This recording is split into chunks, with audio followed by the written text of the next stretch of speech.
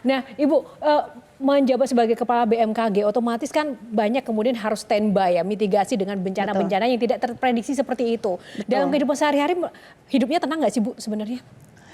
Ya, awalnya juga tidak tenang, tapi kita kan menikmati stres. Menikmati stres. Kalau Kang Gayat, menikmati stres kayak Ibu nggak dalam pekerjaan? Kan sudah mengenal juga ya lama ya. Pertama gini Bu, di BMKG itu lebih banyak cerita sedih atau cerita senang, Bu. Karena pertanyaan menarik ketika ada bencana, ada banjir, ada kekeringan, ada gempa, itu kan banyak cerita sedihnya.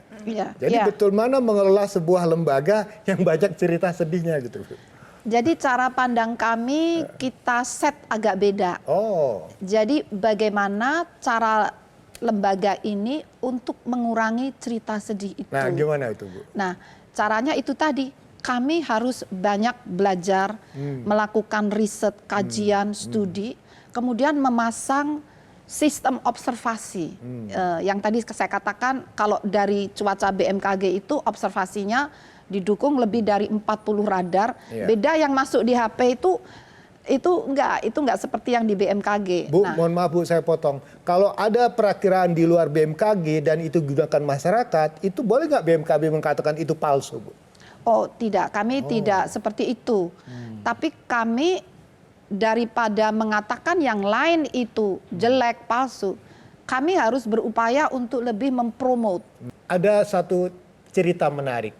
Ada kesan sekarang Bu, perakiraan cuaca itu dibisniskan Bu. Mohon maaf ya, 21 Desember BMKG, BNPB, BRIN, Kementerian Perhubungan rapat.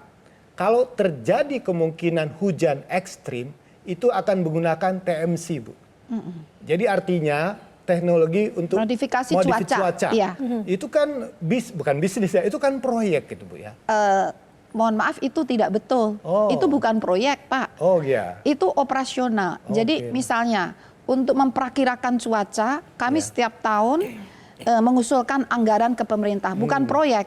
Itu tugas fungsi BMKG yang diamanahkan oleh Undang-Undang Nomor 31 tahun 2009. Jadi kita mengusulkan anggaran untuk radar harus dibeli berapa, untuk pemeliharaan harus berapa, untuk misalnya data satelit harus berapa. Itu rutin dan itu dipertanggungjawabkan di DPR, Pak. Jadi kami diuji di DPR kayak mahasiswa sidang sarjana. Dan menurut saya itu adalah amanah rutin, Pak. Jadi kalau teknologi modifikasi cuaca, anggarannya itu tidak ada di BMKG, tapi anggarannya ada di kementerian lain. Jelajahi cara baru mendapatkan informasi. Download Metro TV Extend sekarang.